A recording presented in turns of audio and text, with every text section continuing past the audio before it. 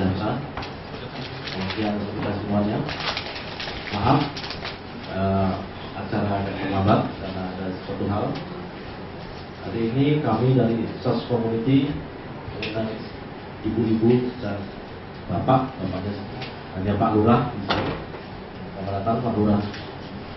Dan jadi kami dari SOS Community akan mengadakan seminar awal atau preview seminar mengenai literasi berbusana nasional yang akan dibawakan oleh Ibu Nuni, sudah tidak asing lagi. Mungkin nanti akan memaparkan bagaimana berbusana nasional yang baik dan berkarakter. Untuk itu, teruskan waktu,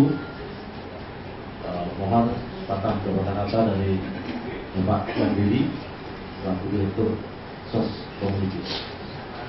Assalamualaikum warahmatullahi wabarakatuh. Terima kasih Pak Lurah yang bersedia rawuh di tempat kami, ibu-ibu juga, dan istimewa Bu Nuni yang mau Ibu maaf di belakang. Jadi hari ini saya sangat berbahagia. Biasanya yang datang di sini ini ya ini adik-adik yang SMA ataupun SMP. Tapi hari ini saya boleh bangga karena ibu-ibu mau rawuh datang ke sini. Dari Soskom, sedikit saya mau sampaikan. Soskom ini adalah sebuah lembaga independen yang ingin memberikan pendidikan kepada masyarakat, ya. Pendidikan tentang apapun yang lagi dibutuhkan oleh masyarakat, dan yang jelas harus punya nilai tambah. Artinya bahwa setelah ibu-ibu datang ke sini atau masyarakat datang ke sini, mereka memiliki pengetahuan, bahkan bisa ditingkatkan jadi skill, dan skillnya itu bisa menambah kesejahteraan keluarga. Itu tujuan kami. Jadi Soskom didirikan untuk itu. Maka ibu-ibu jangan pernah sungkan. Seandainya ibu-ibu ingin belajar apa-apa yang mungkin misalkan ya, ingin belajar tentang bagaimana menghasilkan uang tanpa meninggalkan rumah misalkan, atau kepingin belajar tentang personal development, atau kepingin belajar tentang bagaimana menjaga rumah supaya tetap baik, atau bahkan kalau kepingin ada yang ada sedikit religi, bagaimana bisa umroh gratis misalkan kayak gitu, ya kami bisa memberikan. Nanti ada pembicaranya sendiri. Oke. Soskom demikian, dan kami berharap nanti mungkin ibu-ibu juga bisa menjadi member kami. Nah, apa keuntungan kalau menjadi member kami? Member kami tidak perlu bayar, Ibu. Jadi di tahun pertama kita gratiskan, ya. Kalaupun harus bayar sangat murah sekali. Belajar sendiri, nggak harus datang ke sini, kepingin tahu apa materi apa segala macam ada di sana. Dan kalau ibu-ibu juga kepingin saya bisa menyambal tempe paling enak se-Sidoarjo. Saya kepingin teknik sambal tempe saya ingin saya sharekan kepada teman-teman saya yang ada di Sidoarjo. Boleh, nanti ibu juga akan diberi kesempatan untuk bisa jadi pembicara di sini, dan barangkali nanti akan dibikinkan buku. Jadi bukunya nanti juga akan bisa dijual, dan juga nanti akan seperti Bu Nuni, ya, bisa terkenal di mana-mana hanya gara-gara caranya nyambal tempenya yang paling enak, kan gitu. Baik, mungkin seperti itu yang bisa saya sampaikan. Sekali lagi saya ucapkan terima kasih, dan mohon Pak Lurah bisa mungkin secara simbolis membuka acara ini. Terima kasih. Assalamualaikum warahmatullahi wabarakatuh. Selamat siang dan sejahtera untuk kita semua. Oh, masih pagi ya? Iya. Bapak pimpinan, Direktur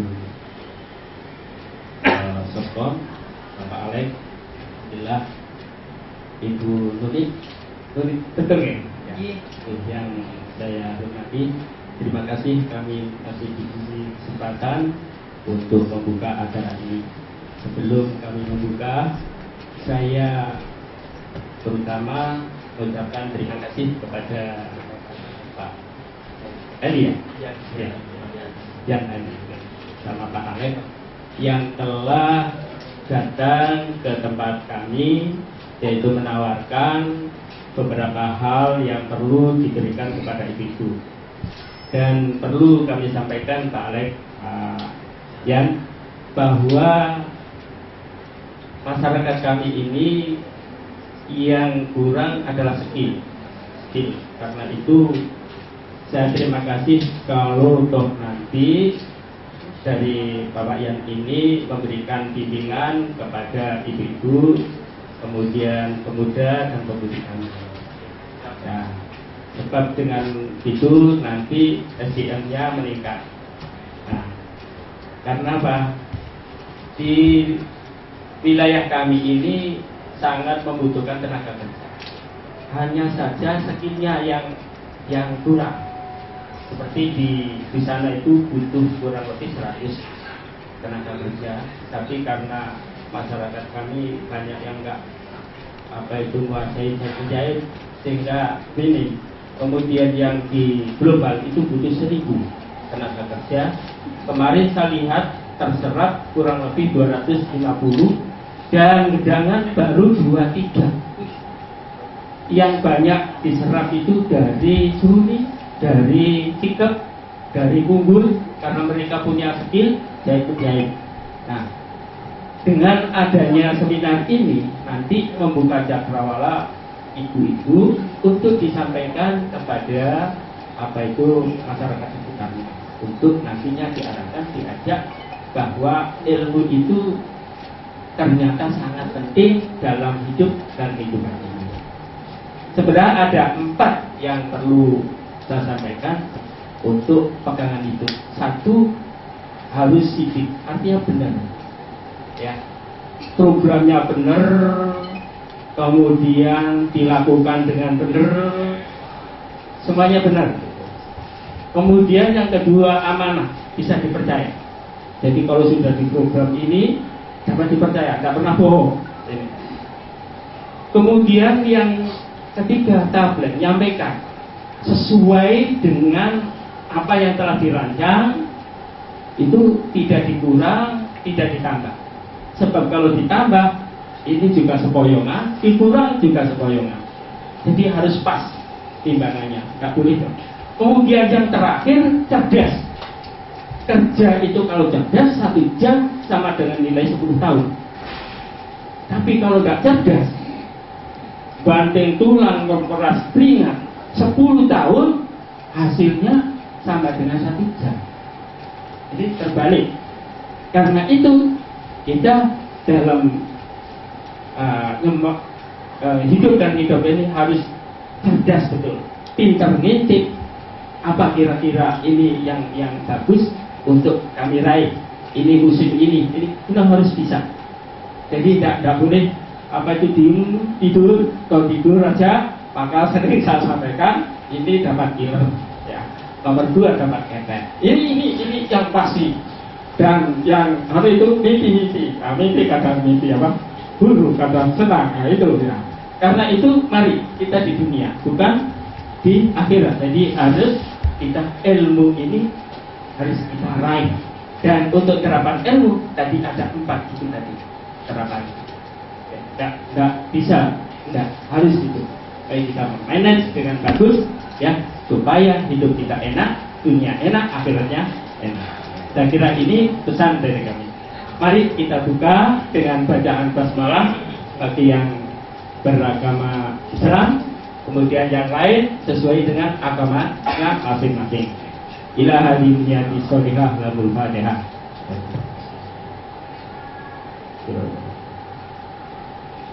Bapak Ibu Saudara, ini maka saya buka secara resmi, mudah-mudahan Allah SWT meridhoi apa yang menjadi keinginan kita dan keinginan daripada Direktur Soskom 9. Monggo. Assalamualaikum warahmatullahi wabarakatuh. Oke, kita masuk ke acara utama. Kita sambut Ibu Nuni dengan aplaus luar biasa. Oke.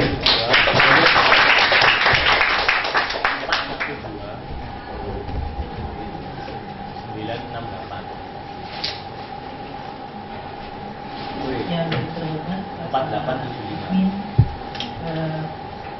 kemudian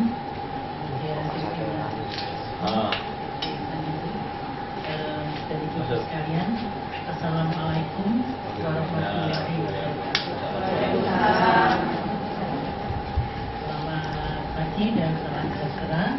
Kita bersyukur bahwa pagi hari ini kita berjumpa di dalam keadaan sehat dan selamat, dan itu adalah hal yang kita syukuri bersama. Baik, saya akan mulai dengan memperkenalkan diri saya dulu. Mungkin saat ini belum ada yang kenal. Nama saya Nuni Silanahi. Nama Jawa itu dulu usupnya Nuni, Mimi, Nani, Tati, Titi, Tuti, gitu ya. Kalau sekarang kan Alisa, Syabila, ya. Syafalila. Ya, bangsanya begitu ya. Nama saya sih panjang ya, tapi panggilannya Nuni. Nuni orang Jawa, lahir di Blitar, kira-kira 65 tahun yang lalu. Silalahi, nama suami saya orang Batak. Kalau di Malang saya masih sampai sekarang dipanggil Bu Oke. Silalahi, Nuni, ya. Banyak sekali panggilannya. Memang tahun kira-kira tahun 66 saya menikah dengan seorang pria Bali namanya Nak Agung Budi Oke. Waktu itu dipanggil Bu Oke. Tapi Pak Oke ini dulu berjanji setia sehidup semati. Ternyata dia tidak setia. Satunya hidup, satunya mati. Dengan meninggalkan 6 orang anak yang sekarang sudah menghadiahkan kepada saya 17 orang cucu. 6 tahun setelah Pak Oke meninggal, saya ngenger ke Pak Silalahi. Tadi saya ceritakan pada Pak Eko, kalau orang Surabaya, orang Sidoarjo kan suka parikan, kecuali bolone Kartolo. Teh kopi gula keningan gitu ya. Walek ganti golek tinganya gitu ya. Tapi saya enggak golek tinganya. Ya saya teh kopi gula kota, hilang sing Bali oleh sing Batak. Bukan oleh sing botak ya, sing Batak. Saya bersama-sama dengan 3 orang ya. Yang pertama Ika. Ini anak saya nomor 5, kebetulan senggang saya ajak untuk bantu. Nah, ini gizi kok anak gizi. Mungkin dulu pengetahuan tentang gizi kurang ya.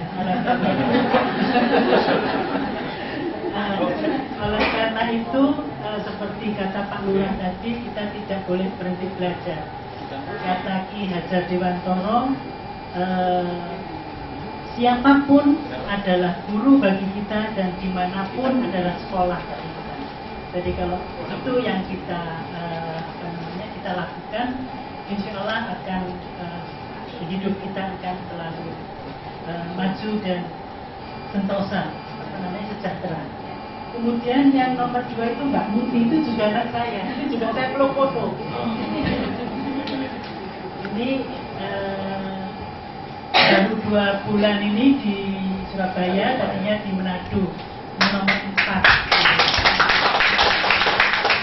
Ini arsitek, tapi dia tidak bekerja sebagai arsitek, tapi mengikuti saya ikut-ikutan make up ya, merias. Kemudian Mbak Ika, Mbak Ika ini salah satu asisten. Baik, pagi hari ini saya akan menyampaikan Serapi Berbusana Nasional. Ini adalah sebagian kecil dari apa yang saya mimpikan sebagai proud to be Indonesia, bangga menjadi orang Indonesia. Dari berbagai macam cara itu bisa kita lakukan. Pagi hari ini saya ingin menyampaikan tentang busana nasional. Namun sebelum itu kita bermain-main dulu ya, Ibu. Bermain-main dulu. Kalau misalnya dapat hadiah nanti alhamdulillah. Jadi kalau Ibu melihat ular itu apa Ibu? Panjang, cacing, Ular cacing cacing cacing ya. Jadi akan saya tunjuk nanti kalau saya bilang ular cacing ular panjang cacing. Saya mulai ya. Ular cacing kalau ular panjang itu ular panjang cacing pendek. Ular cacing ular cacing ular cacing cacing. Betul. Tepuk tangan. Sekarang ya. Kepala digaruk-garuk, kelapa diparut-parut. Kepala digaruk-garuk, kelapa diparut-parut. Kalau ada ibu, bapaknya nggak usah ikut, pasti menang soalnya. Kalau ada yang bisa 5 kali dengan betul, dengan geraknya, dengan ucapannya, itu nanti akan mendapatkan hadiah 5 kali ke atas ya. Terus kepala digaruk-garuk, kelapa diparut-parut, terus. Yang paling banyak nanti akan mendapatkan hadiah. Siapa yang mau maju ke depan? Balik silakan. Sini. Mulai. Kepala digaruk-garuk, kelapa diparut-parut. Kepala digaruk-garuk, kelapa diparut-parut. Kepala digaruk-garuk, kelapa diparut-parut. Kepala Kepala digaruk-garuk, kelapa diparut-parut. Kepala digaruk-garuk, kelapa Berapa kali tadi? Ya, tapi ada jedanya ya. Coba kepala digaruk. Kelapa diparut-parut. Kepala digaruk-garuk, kelapa diparut-parut. Kepala digaruk-garuk, kelapa diparut-parut. Kepala digaruk-garuk, kelapa diparut-parut. Mendapatkan satu buku dari saya. Ini ada isinya tentang busana nasional.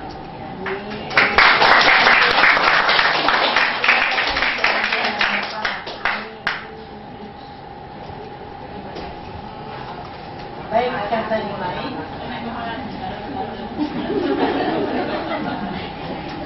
Apakah busana nasional ini?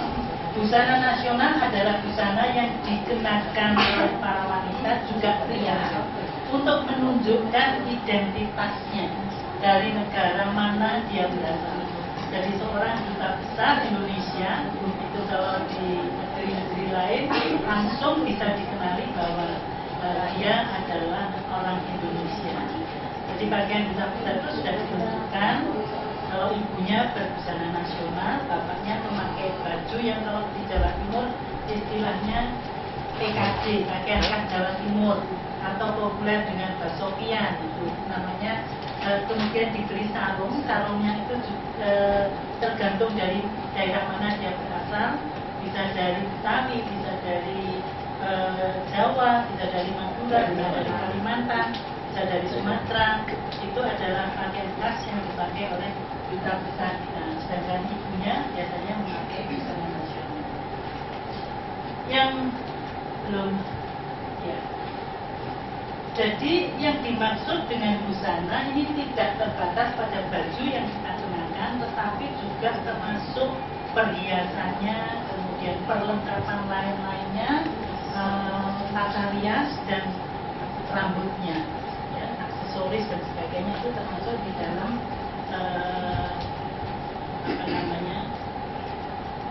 kepatutan berbusana nasional. Busana nasional dapat dikenakan pada acara resepsi kenegaraan, acara adat, antara lain akad nikah atau pernikahan. Kemudian kalau di Bali itu di setiap kesempatan itu pasti memakai busana adat, dari yang kecil sampai yang tua.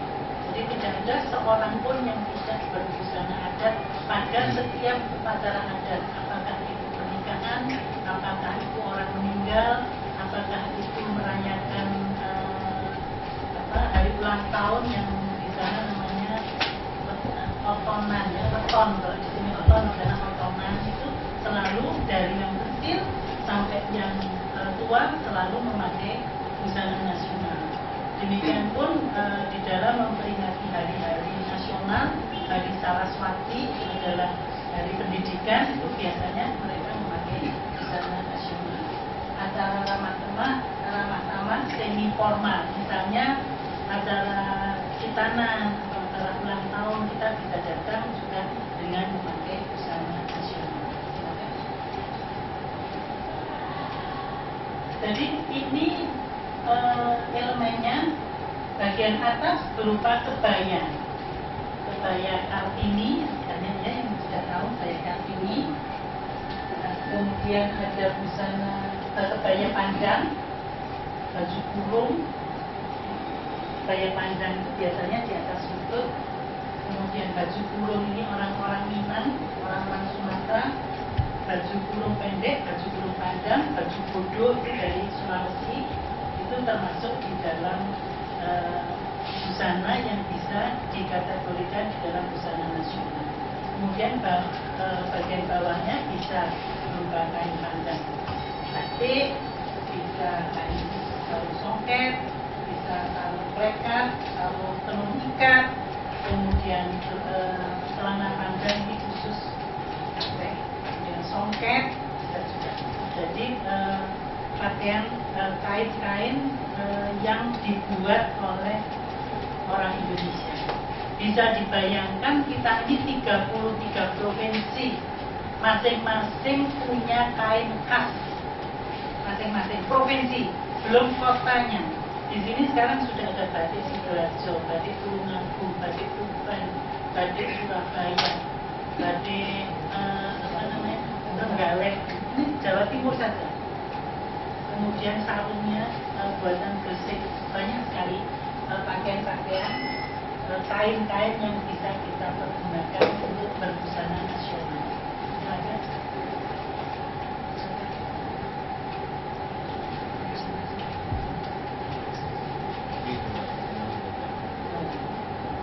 Saya ceritakan saja ini dulu ya. Jadi ini contohnya, kalau kain batik, ini kain batik Solo. Ini kain batik dari Solo. Biasanya sugan warnanya coklat. Kemudian ini kain batik dari Jogja. Dan ini pun tidak sembarangan pakai. Jadi kalau sidomukti itu banyak sekali orang-orang datang ke pengantin pakai sidomukti, itu harusnya yang dipakai oleh pengantinnya saja. Terus kadang-kadang ada orang pakai takar, padahal takar itu harusnya dipakai untuk siraman.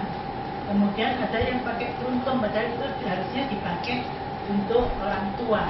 Jadi pengetahuan ini mungkin nanti kapan-kapan secara tersendiri bisa kita belajar bersama lagi untuk batiknya saja.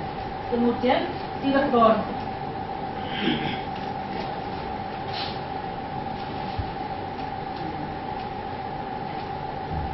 Cirebon ini warna-warni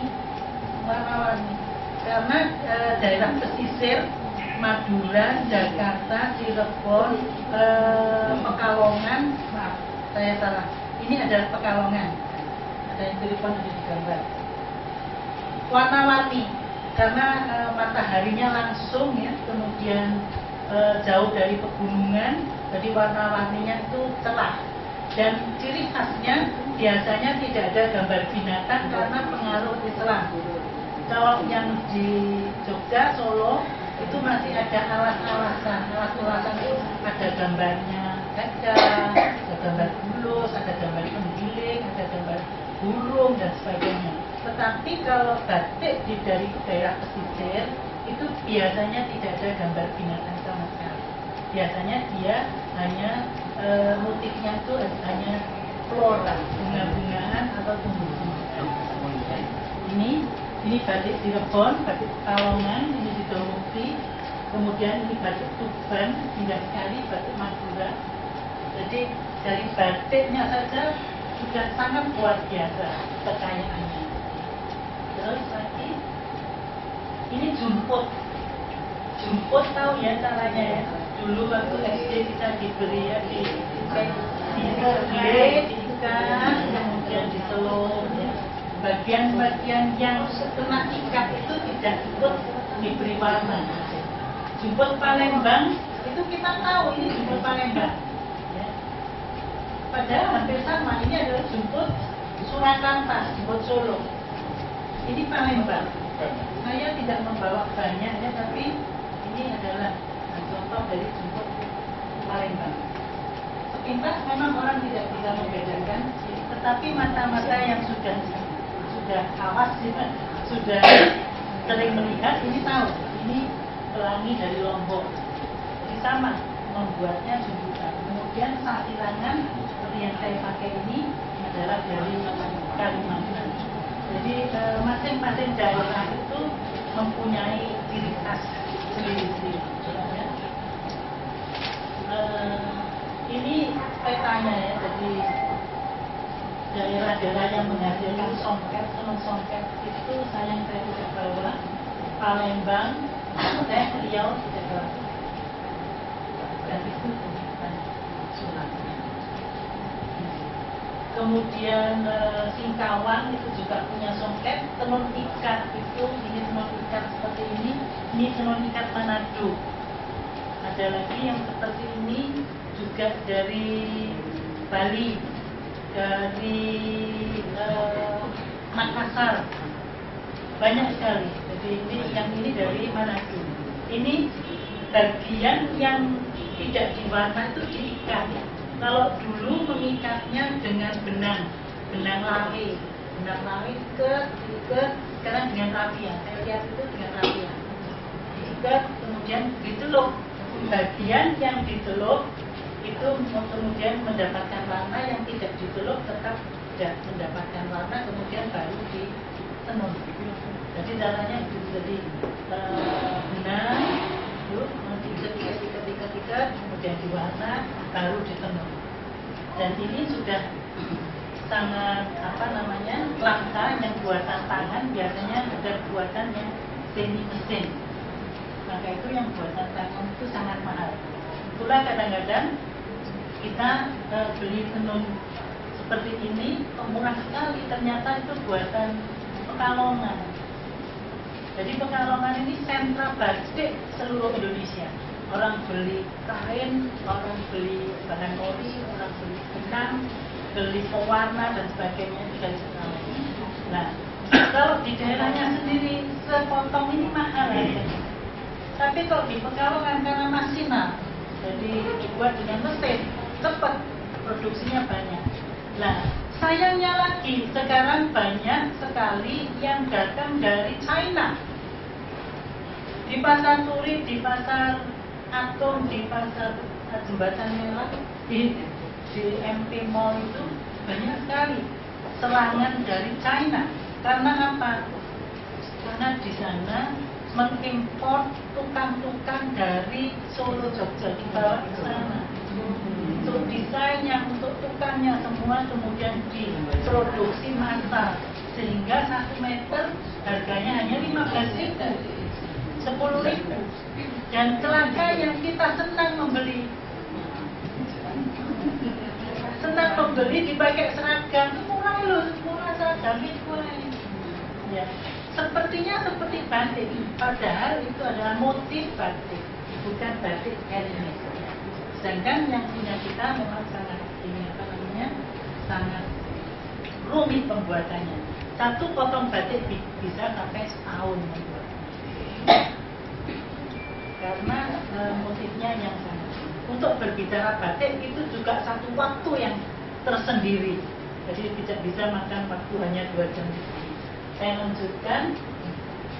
Ini adalah perpaduan warna. Ini juga memegang peranan yang sangat penting. Karena berbusana ini yang dilihat itu bukan mahal atau murahnya.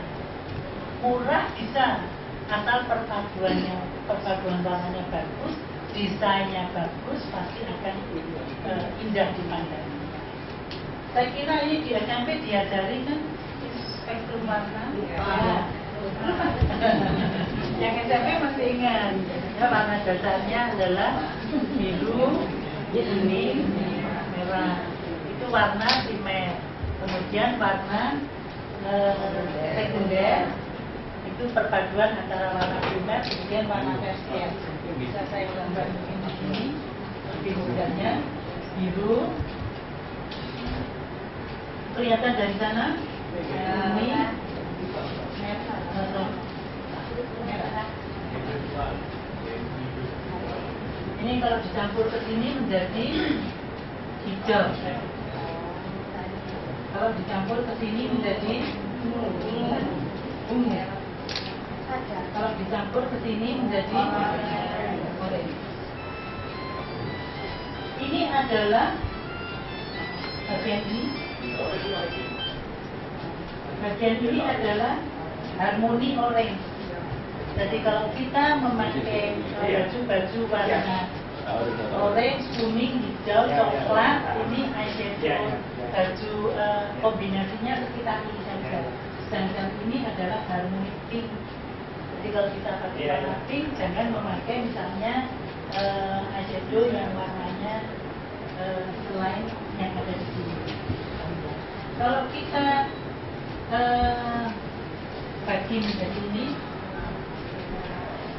ini warna hijau, biru, ungu. Oh, ternyata ini belum, Pak. Saya lanjutkan, Pak. Hijau, biru, ungu ini adalah warna-warna yang dingin. Sedangkan ini adalah warna-warna yang panas. Jadi warna-warna yang dingin bisa dipakai untuk misalnya pagi hari. Warna-warna yang menyolok jangan dipakai melayat. Ini warna panas, merah, kuning, orange, ya. Ini hijau, biru, ungu ini warna-warna yang bisa dipakai untuk ketepatan, misalnya melayat dan sebagainya. Kalau ini adalah warna-warna yang panas. Ya, kalau ini tidak boleh dipakai untuk siang hari yang terik, yang menyolok range itu tidak disarankan. Jadi ada beberapa ketentuan yang bisa dipakai pagi hari, yang bisa dipakai malam hari. Yang pagi hari kemanapun tidak boleh memakai pakaian yang tembus pandang. Sekarang banyak ya pengantin pakai filler, perawan sampai kelihatan kulitnya, filler, brokat itu tidak bisa dipakai untuk siang hari. Kalau untuk malam hari silakan. Kecuali untuk pengantin atau orang tua pengantin silakan. Tetapi kalau kita datang ke tempat pengantin sebaiknya tidak memakai pakaian yang tembus pandang. Kalau pagi hari, kalau malam hari silakan.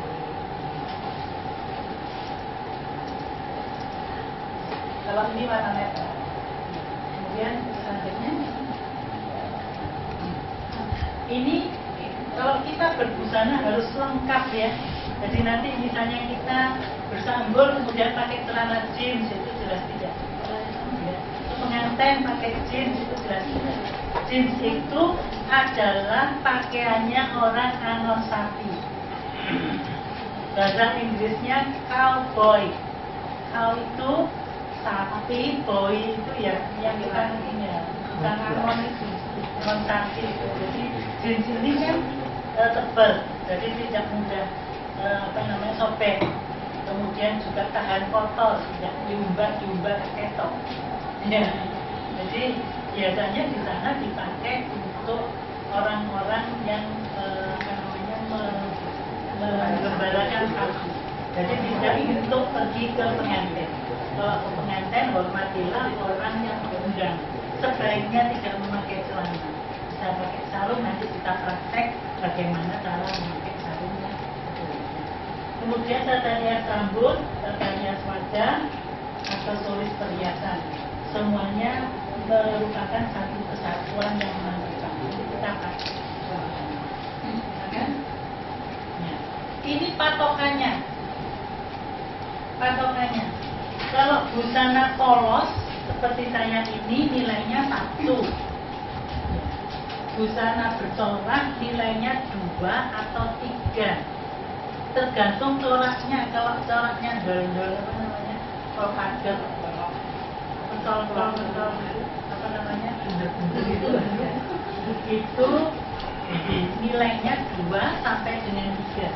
Kalau arloji 1, kacamata 1, ikat pinggang 1, tas dan sepatu yang sewarna nilainya 1, tas dan sepatu yang berlainan warna nilainya 2 atau 3.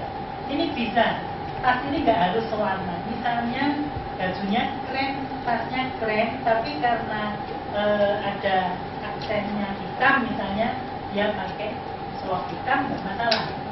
Ya, jadi bisa berlainan warna. Tapi nilainya 2 sampai dengan 3.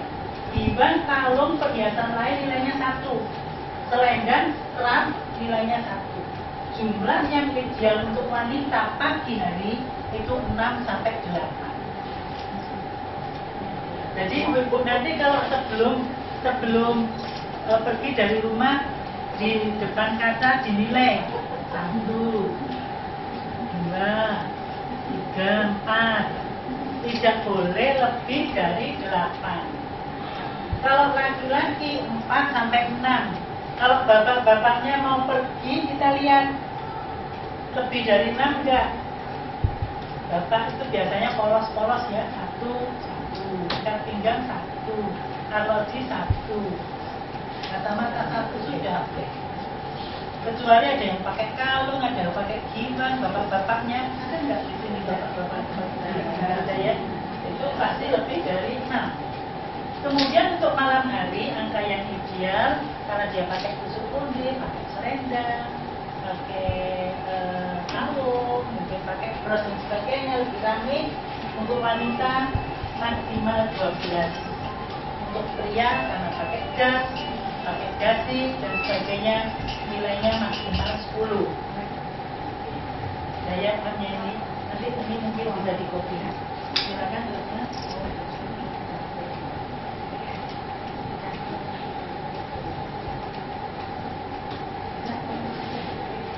Oh ya, kita demo make up ya, boleh ya?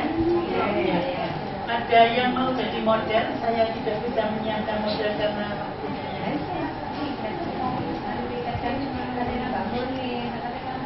Ibu, boleh? Ya.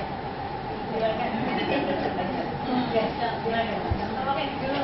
Iya, pakai dulu. Ambil celana. Nanti bisa dipegang. Atau pakai busana dulu. Ya, pakai busana dulu ya, supaya terasi nanti.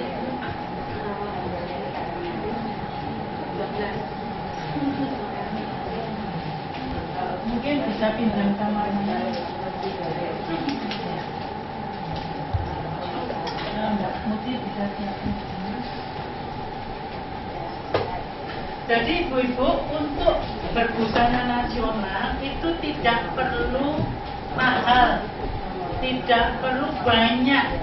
Jadi kalau ibu punya 1 kain 3 kebaya itu sudah bisa untuk gonta ganti. Contohnya seperti ini misalnya. Ini kain panjang biasa. Kemudian saya jahit di organizer begitu. Caranya pakai gampang sekali. Ini bisa dengan kebaya ini, dengan kebaya ini boleh, ya, bisa. Dan belum. Ini bisa dengan kebaya itu.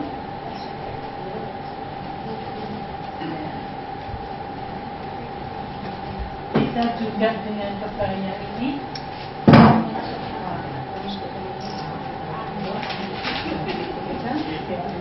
Bisa juga dengan kebaya yang warnanya seperti ini.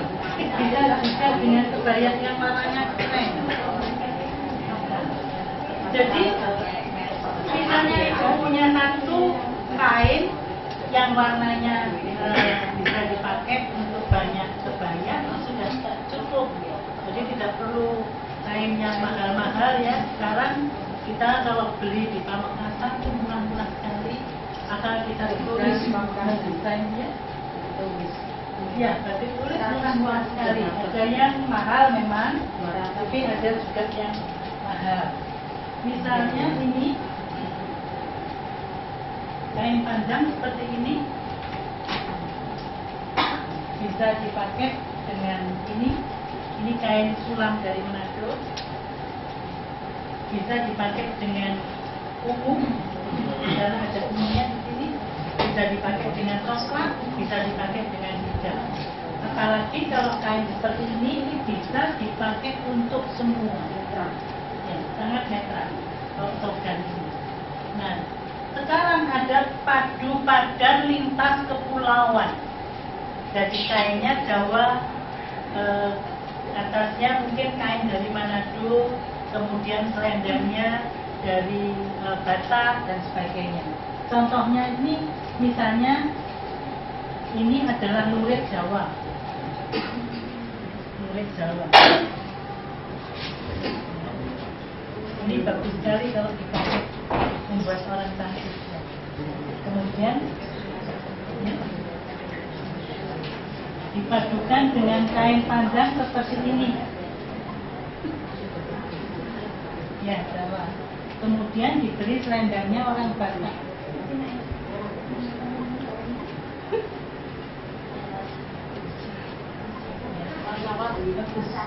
Nanti. Ya. Jadi warna hijau, Ibu, warna hijau itu bisa dikombinasikan kepada semua warna. Ya. Saya kembali lagi tentang warna. Jadi kalau kita mau menserasikan, ini warna yang berhadapan, biru dan oranye, ini adalah yang berhadapan ini ya, kuning dan merah, kuning dan ungu, hijau dan merah.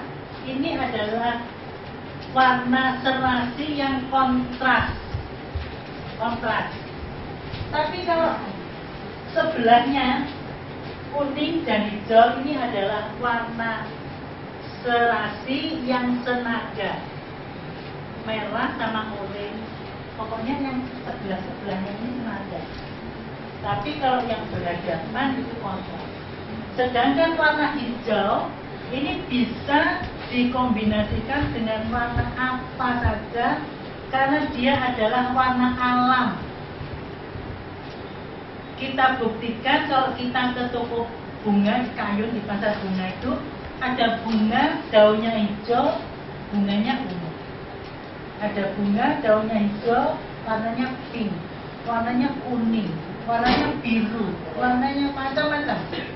Pick up yang bagus dapat dilakukan, hasilnya bagus kalau dioleskan ke kulit yang terawat. Kemudian cara bersihkannya ya enggak ya. Jadi ini harus di tisu hitam yang bagus ya. Walaupun ini hanya tisu ke arah telinga. Jadi ini diangkatnya ke arah telinga. Kemudian ya pas gitu ya. Oh, ini baru lidah buaya ya. Ya, jadi lendir lidah buaya biasanya kalau lidah buaya diambil putihnya itu dimakan, kulitnya itu kan masih ada lendirnya, itu dipakai untuk membersihkan. Ya. Kadang-kadang kalau kita mengupas lidah buaya, tangan kita menjadi bersih, karena itu dia mempunyai zat pembersih. Ya. Dicuci dengan air hangat, kemudian jadi yang pertama tadi adalah dibersihkan, setelah itu disegarkan, baru kita pakai pelembab. Jangan sekali-kali memakai foundation langsung kepada kulit, jadi harus dialasi dulu dengan pelembab. Pelembab ini bisa ada yang dipakai untuk kulit yang berminyak, ada yang dipakai untuk kulit yang normal, yang dipakai untuk kulit yang kering. Jadi sebelum membeli, ibu harus hati-hati membaca membaca aturan pakai untuk kulit apa dan sebagainya supaya tidak keliru. Kalau keliru membeli untuk yang kulit kering padahal kulit kita berminyak, nah itu nanti bisa malah pukulan ya, keluar timbul jerawat. Kalau untuk yang kulit berminyak dipakai yang kulit kering, akhirnya kulit kita cepat berkeriput. Ya, jadi harus benar-benar teliti sebelum membeli. Beberapa bulan yang lalu saya memberikan pelatihan kepada PKK Kota Surabaya. Itu ada 40 ibu yang ikut, dan dia akhirnya bisa make up orang lain dan juga menyanggul orang lain. Jadi pelajarannya make up, kemudian pakai jilbab, kemudian menyanggul. Jadi sekarang dia sudah bisa dengan dengan sendiri bisa mencari tambahan uang, nyanggul tetangganya, nyanggul kalau untuk pokok pengantin dan sebagainya, akhirnya bisa mandiri. Itu ibu-ibu dari PKK Kota Surabaya. Jadi yang ya silakan. Kalau membersihkan cleansing pakai tisu. Ya, kalau memberikan penyegar itu pakai kapas. Ya. Tapi untuk membersihkan pakai tisu. Ya. Jadi tidak pakai kapas ya Bu. Biasanya kapasnya terus jalan lengket kemana-mana. Ada pertanyaan lagi sebelum di kemudian memakaikan pelembab. Memakaikan pelembab ini arahnya itu ke bawah, ke arah pertumbuhan rambut. Jadi kalau tadi membersihkannya ke sana, ke atas, karena gerakannya itu agak keras, agak mantep gitu. Nah itu harus ke atas supaya kulit kita tidak mudah kendor.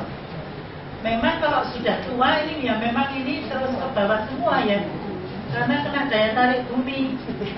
Semakin tua orang ini semakin belamber mulutnya, ininya.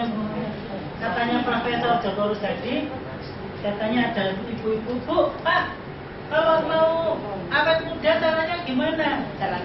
Ya kalau awet muda itu ya nggak bisa, umur itu kan selalu bertambah. Kalau tampil energik pada usianya itu iyalah. Nah kalau umurnya 60, minta kelihatan seperti orang umur 30, sama TE kapan katanya? Orang Surabaya ya, bahasanya agak kasar. TE kapan? Ya, yang penting ibu tampil sesuai dengan usia, tetap energik. Jadi kalau misalnya di sininya bagus, kemudian karena dioperasi atau diapakan lagi, kemudian jalannya begini ya. Jadi keseluruhan itu memang harus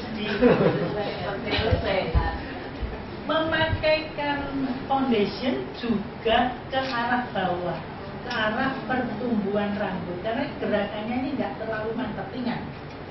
Kalau yang tadi membersihkan kan harus mantap ya. Kalau ini ringan, dioleskan dengan spons boleh, spons itu dioleskan. Tapi kalau spons harus satu untuk seorang, tidak boleh campur-campur. Kalau punya ibu ya harus tidak boleh dipinjam-pinjamkan. Ya. Kalau dengan tangan ini boleh. Hasilnya memang lebih bagus kalau kita pakai tangan karena lebih masuk ke pori-pori. Tetapi kalau untuk cepet-cepetan, biasanya kalau orang manten itu kan yang hadir banyak itu orang 60 cepet-cepetan itu ya pakai cepet rata, tetapi biasanya cepet hilang juga. Kalau ini jadi arah dengan pertumbuhan rambut. Oh ya, ini lupa kalau disiapkan ini. Baik, ibu-ibu sekalian, kalau tidak ada pertanyaan saya lanjutkan. Ada beberapa tipe wajah yang digolongkan ke 6 kelompok. Nah, kalau melihat wajahnya orang tak dunia nggak ada yang sama, tetapi kita kelompokkan menjadi 6 kelompok, yaitu wajah yang bulat, wajah yang lonjong, panjang, wajah yang persegi,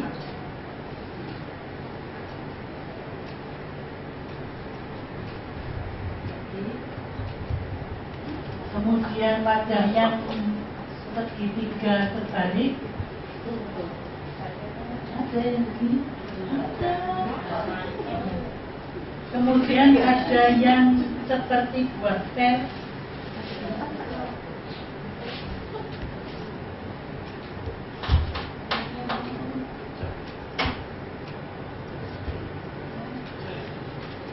Ada enggak gini?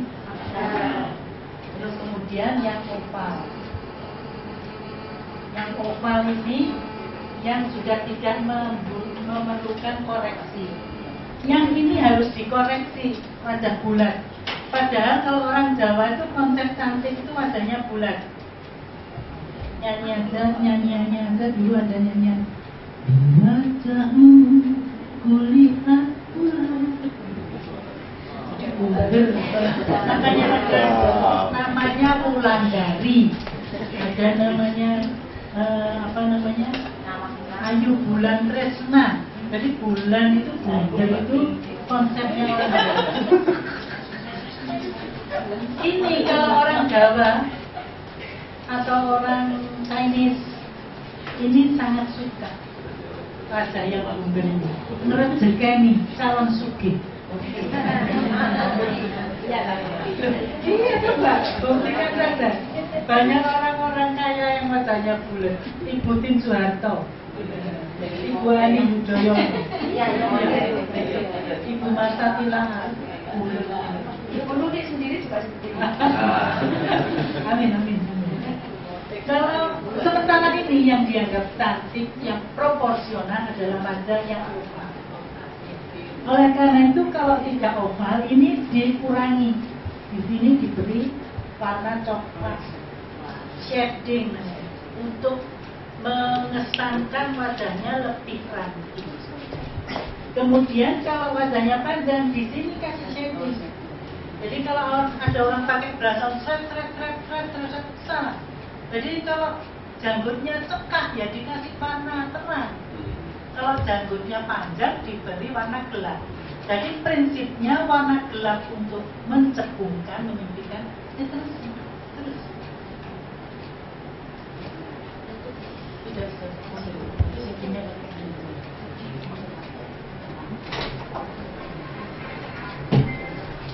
Saya teruskan, Mbak Muti juga terus ya, nggak usah berhenti.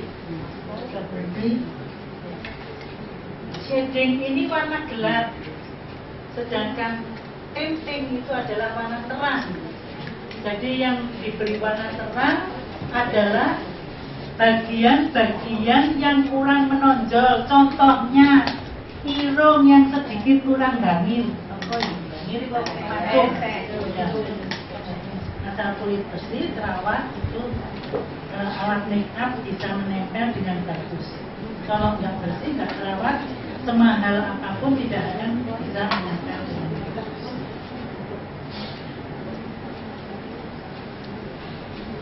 Ini di bawah juga diberi. Nanti bisa pasang bulu mata, bisa tidak. Kalau pagi hari misalnya pesta tidak pakai bulu mata pun tidak apa-apa. Mau pakai silakan pakai. Jadi ini ada cerita ibu-ibu. Satu saat ada bapak-bapak di bis kota. Di bis kota itu duduk begitu. Nah, kemudian ada ibu-ibu berdiri mau turun. Nyuwun sewu ini jaritnya ini seperti ini. Sering ya? Apalagi kalau ibu-ibu yang agak gemuk ya, biasanya ini duduk, berdiri, lempit ya. Terus bapak ini mau berniat baik, mau memperbaiki, mau membantu ibu ini. dituntut itu, roknya dituntut, cek. Ibunya marah karena dipikir di kemudian ditampar. Terus bapak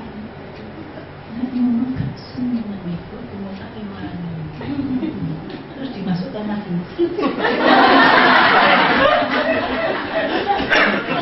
Dikaplok lagi. Pelajarannya ada dua. Yang pertama, kalau kita mau berbuat baik itu belum tentu diterima dengan baik. Kalau komunikasinya salah, kalau komunikasinya baik, saya kira nggak ada masalah. Ya. Yang kedua, kalau kita berdiri, domain kita itu ada di sini. Apa namanya? Wilayah kita itu ada di kursi ini. Jadi kalau kita berdiri, kemudian kita betulkan dulu bajunya, kemudian apa kita betulkan dulu, baru ya. Jadi bukan dipanggil Ibu Sudarman gitu, langsung berdiri sambil. Jadi sebelum kita berjalan, kita harus memperbaiki dulu. Kalau kita sudah yakin, kadang-kadang ini kan ada yang sampai kita sudah perbaiki, mungkin tetangga kita membantu memperbaiki, baru jalan. Kalau sudah jalan, ya jalan biasa. Biasanya kalau orang malu itu, kalau dulu aku kecil nangis-nangis, ternyata malu itu letaknya di hidung. Kalau ibu jalan dengan malu itu kalau jalan di jalan biasa. Jadi kita bisa cari pegangnya. Jadi itu tadi dua hal yang bisa kita petik dari bapak yang di Biskota. Sampai sini.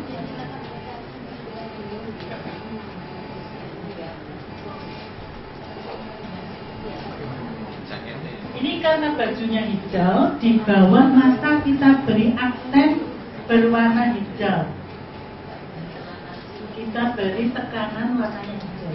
Yang di atasnya coklat, kemudian di sudutnya diberi warna gelap, kemudian di bawah mata diberi aksen warnanya hijau. Alis ini sangat menentukan. Apakah kita kelihatan ceria? Apakah kita kelihatan ngantuk? Apakah kita kelihatan seperti papan tulis diorek-orek? Itu pada alis. Kadang-kadang orang membuat alis itu hitam langsung dari pangkalnya. Jadi seperti diorek, seperti diorek. Ini hidung, ini mata. Jadi dari ujung hidung ini kita tarik garis dari cuping hidung ini kita tarik ke sana. Ini adalah ujung alis. Lihat yang ke bawah. Ada ini hidung, ini hidung, ini cuping hidung.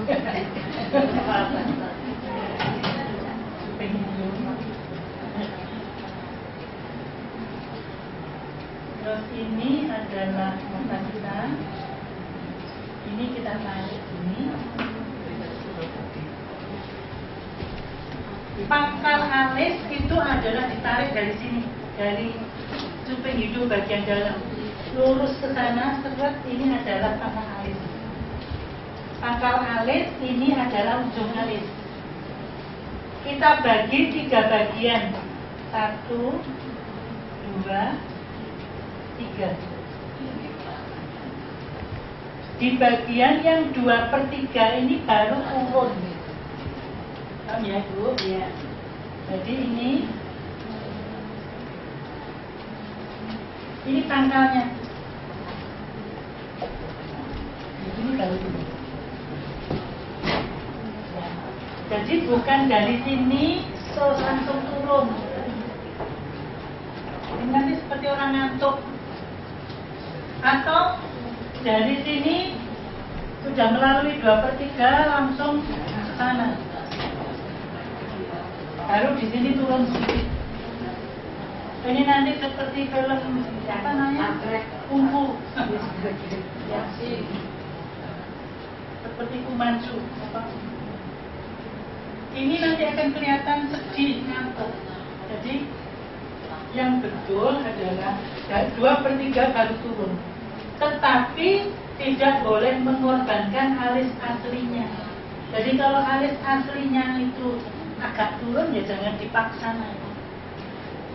Tapi bentuknya 2/3 bagian baru turun. Ini adalah pangkalnya, ini adalah ujungnya, baru dibagi 3, 2/3 bagian baru turun.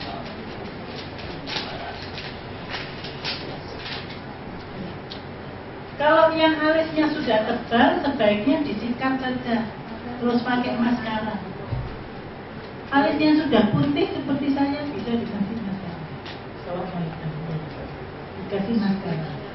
Kumis yang putih, bapak-bapak mungkin kumisnya sudah putih, jangan dipotong kalau nggak pakai kumis, kasih maskara.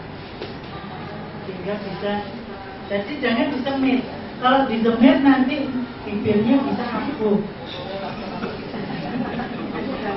Karena semir itu bukan untuk kulit dan bukan untuk rambut yang di sini, bukan untuk alis tapi untuk rambut.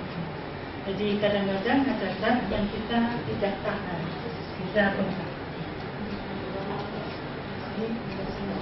Nanti untuk kosmetik ini lebih baik asid juga atau alis? Itu terserah. Kalau ibu mau bersih, eyeshadow dulu baru alis. Kalau untuk bentuk ini kan otomatis kan bentuk alis dulu. Ya, untuk bentuk asid itu loh. Ya, bentuk alis dulu. Tetapi kalau alis dulu, kemudian kita beri yang warna terang, itu alisnya akan terhapus lagi. Ya, terhapus. Ya. Tapi kalau kita pakai eyeshadow dulu warna terang, baru alis, kemudian kita sikat lagi. Ya. Ini tergantung kepada kenyamanan ibu. Kalau dulu, waktu beberapa tahun yang lalu, ujian nasional tata rias wajah itu harus dari atas ke bawah. Alis dulu, eyeshadow, kemudian blush on, baru lipstick. Sekarang tidak. Sekarang terserah kepada yang ujian. Kalau ada beberapa salon di Singapura, di Malaysia memerlukan tenaga-tenaga untuk make up, itu didatangkan dari Indonesia. Ya. Itu tergantung kepada kita. Namanya uji kompetensi itu tergantung, terserah bagaimana tekniknya, pokoknya hasilnya bagus. Mungkin dulu waktu ujian ada ibu, mungkin ikut ujian ya. Nah, kalau ikut ujian dulu begitu, alis dulu, baru eyeshadow, kemudian baru blush on, baru lipstick. Sekarang lipsticknya setelah berpakaian pun tidak salah, asal hasil akhirnya itu menjadi bagus. Hasil akhirnya, ya. Tekniknya terserah masing-masing. Ya. Kalau saya sendiri merias pengantin biasanya lipstick itu setelah pakai baju semua, ya. Karena kalau lipstick itu saya pakai sebelum pakai baju, bajunya misalnya putih, bisa kena lipstick. Ya, jadi itu teknik ya ibu. Kalau sudah biasa pakai eyeshadow dulu baru alis, nggak masalah. Alis dulu baru eyeshadow, nggak masalah. Kalau dulu memang kalau sudah rias wajah ini selesai, belum pakai lipstick, nilainya sudah ditutup jerat, nggak pakai lipstick, kesalahan mutlak nggak lulus. Hanya karena tidak pakai lipstick. Sekarang tidak, sekarang boleh urut-urutannya bisa dibuka. Ada pertanyaan lagi? Sekarang lipstick, bibir itu macam-macam. Ada yang tipis, ada yang agak tebal, ada yang sedang. Pemakaian lipstick tentu disesuaikan dengan warna baju. Tadi sudah saya tentang warna sudah saya sampaikan. Yang bajunya warna abu-abu, sebaiknya pakai warna pink. Warna hijau, warna coklat atau warna orange. Tetapi yang prinsip lagi adalah bahwa warna yang terang itu untuk menyempitkan, warna yang gelap valid. Ibu nggak ada protes, jadi nggak ada saya. Serius ya. Jadi warna yang terang itu untuk membesarkan, warna yang gelap untuk mengecilkan. Ya. Jadi kalau bibirnya sudah tipis, jangan pakai lipstick yang warnanya gelap. Nanti kayak nenek sihir gitu garis kecil. Ya. Tetapi kalau bibirnya yang agak tebal, jangan memakai warna terang. Nanti kayak ikan koki kelihatan cucu gitu. Demikian pun kalau mata, kalau yang sudah tipis jangan memakai warna terang, nanti kelihatan lebih menonjol. Kalau yang netral boleh silakan. Warna lipstick yang netral. Ya warna bibir. Warna bibir itu seperti kalau kita warna bibir itu kan kemerah-merahan. Warna pipi juga kemerah-merahan. Kalau seperti kita habis lari-lari, ini pipinya kan kemerah-merahan. Ini yang sangat natural, alami adalah warna merah. Nek minang itu dubang, merah. Ya, jadi merah seperti warna, ya merah seperti warna bibir. Kecuali kalau yang merokok ya, yang merokok bibirnya biasanya hitam, itu harus dibeli. Ya.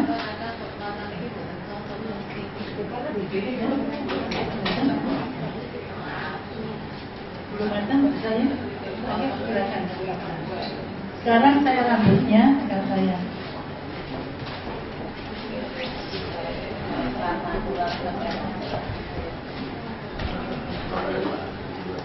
Ini rambutnya banyak.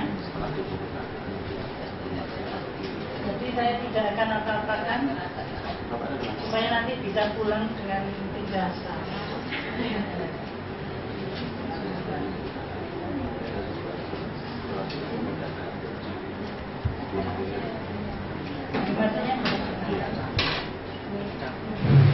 Kalau kita menyambut, ini rambut ini bisa dibagi menjadi dua bagian, yang dari atas telinga ke puncak kepala.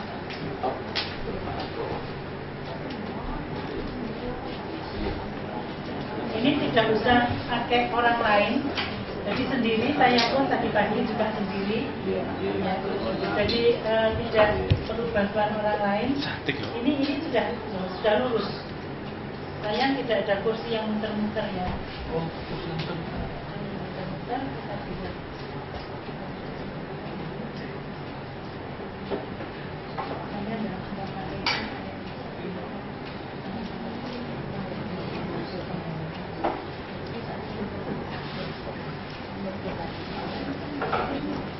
Kalau ngaret begini Ibu, ya, begini aja. Kalau dikaret seperti ini, apa namanya? Dikaret seperti ini, nanti kalau kita melepas rambutnya rontok. Kemudian karetnya, kalau ada karetnya hitam, kalau nggak ada ditutup harness atau tutup rambut. Ceritanya biar ini kalau ada poninya boleh, ini nggak ada poninya sama sekali, jadi ini saya kemudian ini kita tasap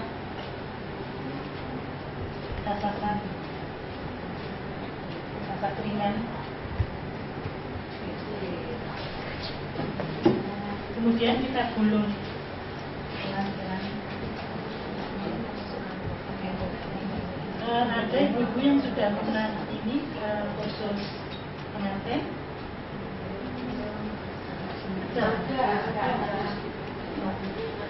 Ini bukan yang ini apa? Bukan untuk yang apa? Tapi ini untuk bisa dikerjakan sendiri. Ya. Jadi bukan yang untuk tarik uang.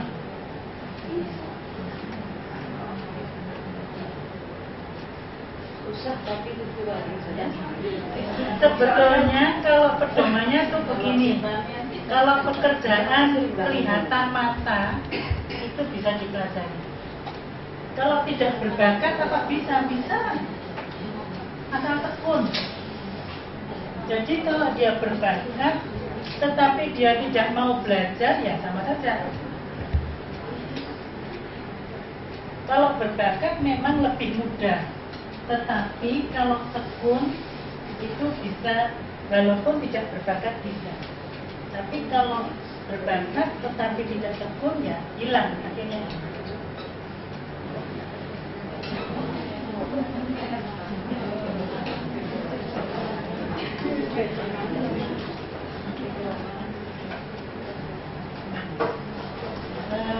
Kita pakai gelang.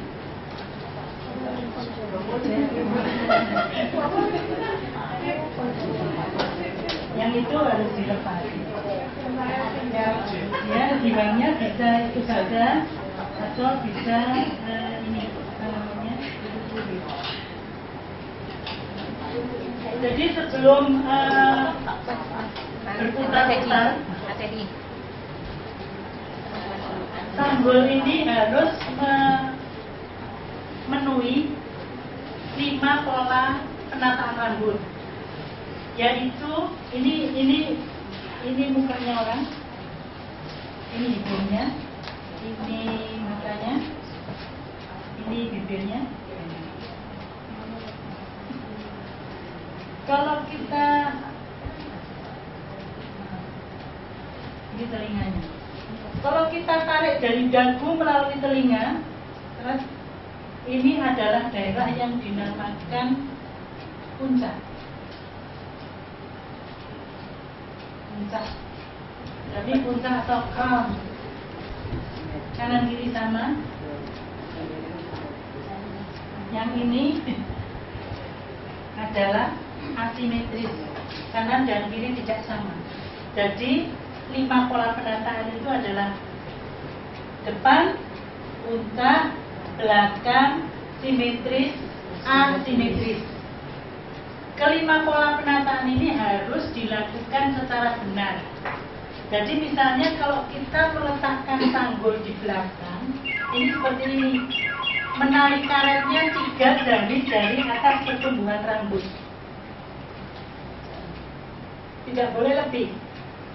Kalau ini dilakukan secara tanggung, itu akan jelek. Misalnya, kita tanggulan di sini.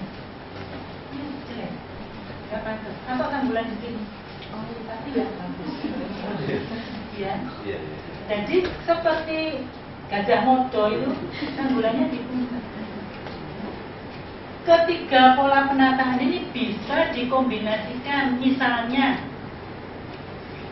depan, puncak, belakang, simetris, misalnya gitu. Depan, puncak, belakang, simetris. Contohnya sanggul Jawa. Sanggul Jawa itu depannya di jambul-jambul ya. Kemudian di sini sudah ada volumenya. Kemudian di belakang ada volumenya. Itu perpaduan antara depan, puncak, belakang, simetris.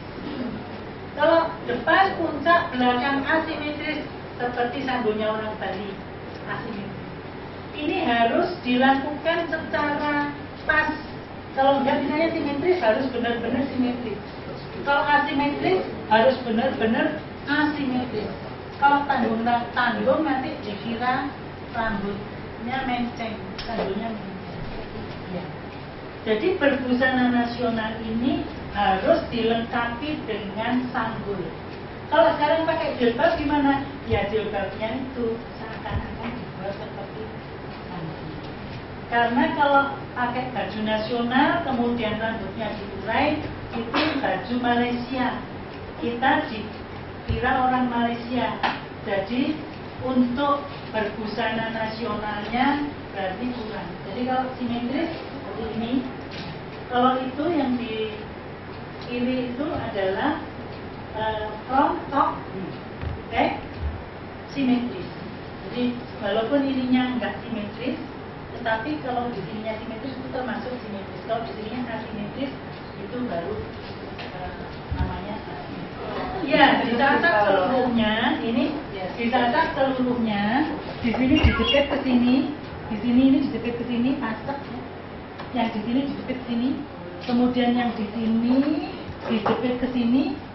Tulangnya pakai kunci ya? Tidak pakai kunci. Ya, jadi ditatak saja seluruhnya. Baru dijepit kiri, kemudian dijepit ke kanan. Sisanya dipakai untuk belembutnya ini. Sudah selesai.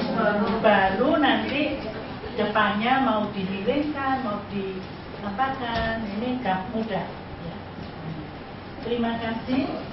Nona manis, namanya siapa? Berubah. Ya. Sekarang selopnya. Selopnya sebetulnya tidak boleh pakai yang pantofel. Ya. Boleh pakai selop seperti saya ini atau sepatu led. Sepatu led tahu ya itu? Minimal 5 cm. 5 sampai 7 cm.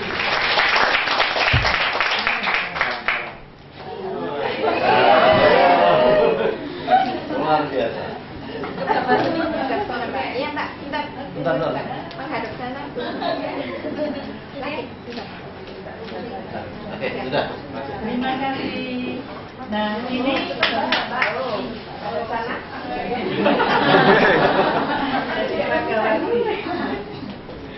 sudah tanggulnya bagus, make upnya bagus, busananya serasi, kemudian duduknya begini. Terus begini, Dek, tadi saya lihat duduknya gini. Ini ruginya banyak.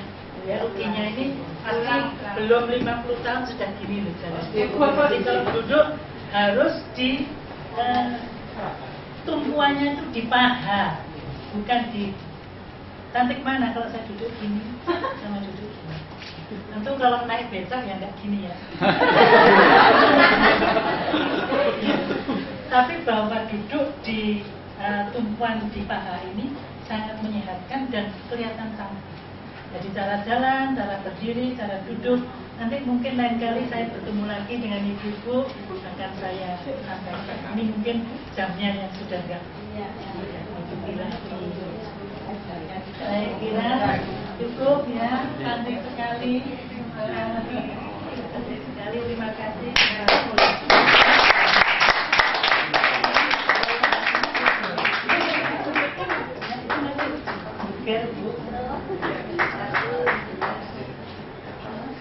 Masuk Facebook. Terima kasih. Saya akhiri. Ada kurang lebihnya mohon maaf. Mudah-mudahan apa yang saya sampaikan ada manfaatnya. Wassalamualaikum warahmatullahi wabarakatuh.